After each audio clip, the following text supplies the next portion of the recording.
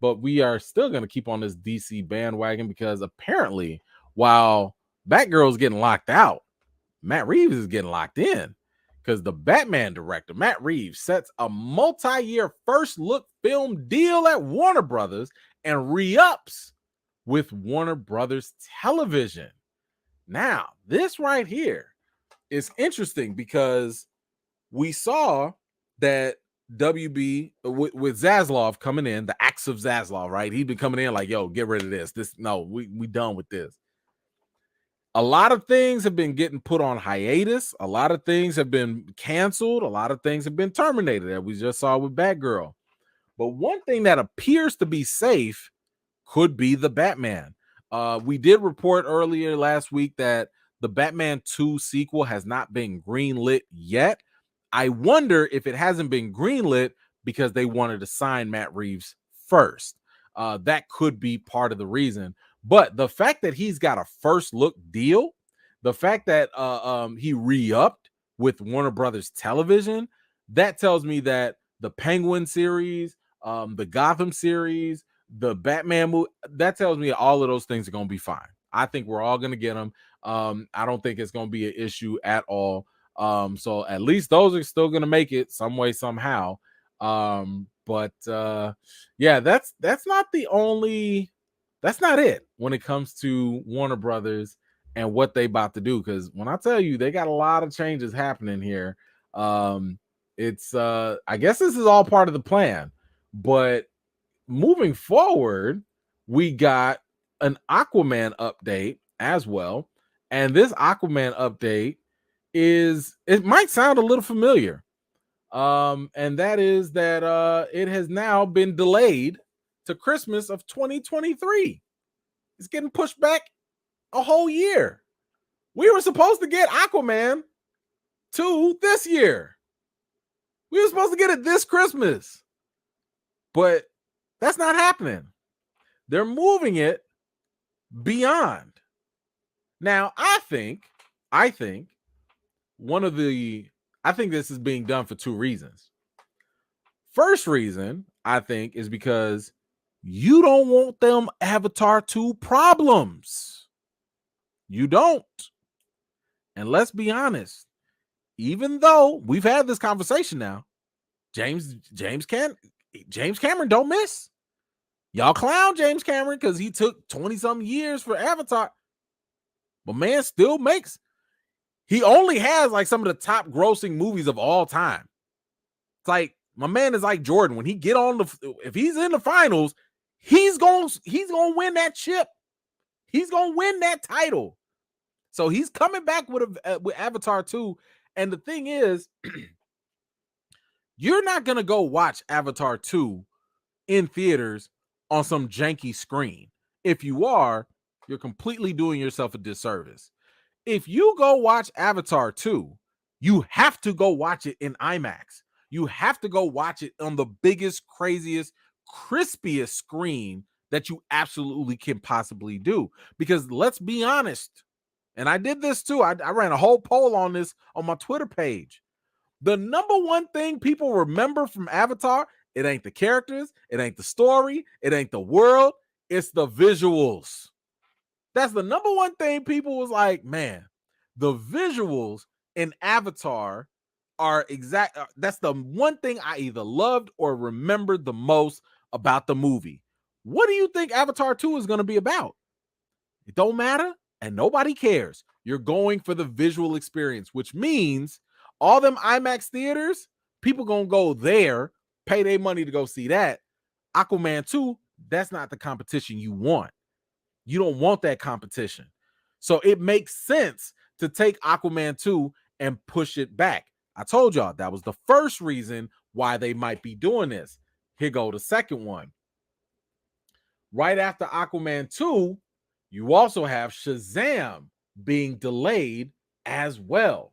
So now it is going to go to March 2023. This is also trying to avoid those Avatar 2 problems. I told y'all, Avatar, nobody wants to mess with Avatar. Nobody. People in the industry already know. This the man that gave you Titanic. This the man that gave you Avatar. This the man that can just come out with original stuff that's not attached to a franchise and make billions of dollars. You don't want that competition. You just don't. So, because of that, I think this is the second reason. Avatar aside, you now have Aquaman 2 after Shazam. Why is that important?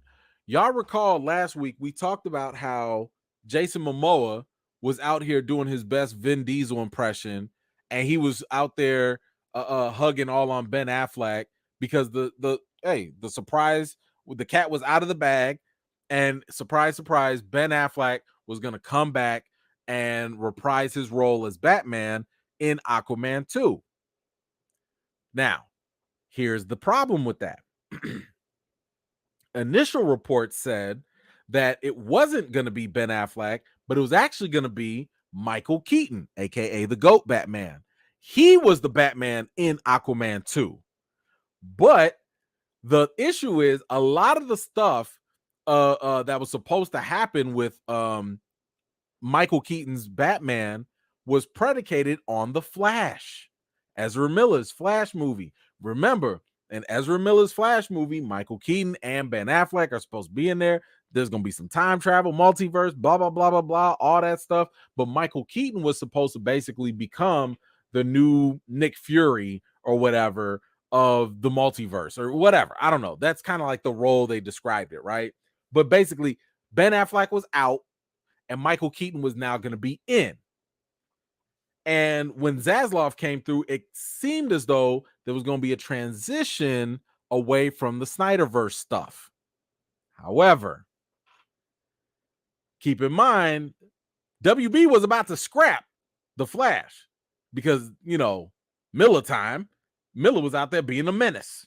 So they was thinking like, yo, we can't have this. The Flash was supposed to be like an ultimate reset button for everything in the DCEU.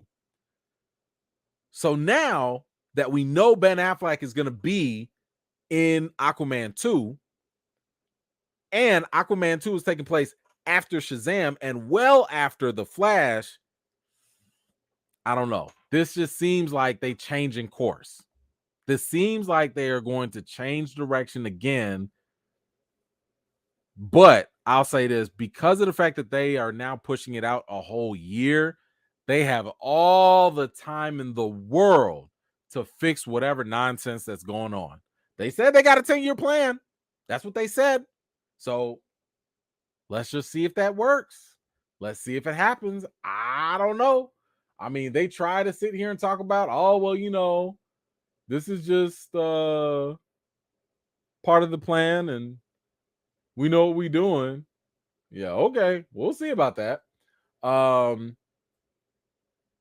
here's the funnier thing about this, though. One of the reasons that was kind of put out there, and now this was speculation. This wasn't, so don't take it all the way to the bank. One of the reasons was that WB, hold on.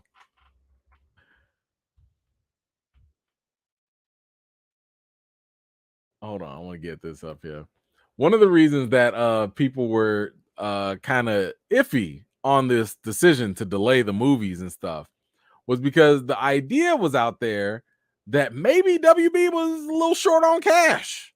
I mean, y'all scrap a $90 million movie for tax benefits, and now supposedly WB only has enough money to release 3 more movies this year because money is getting a little tight.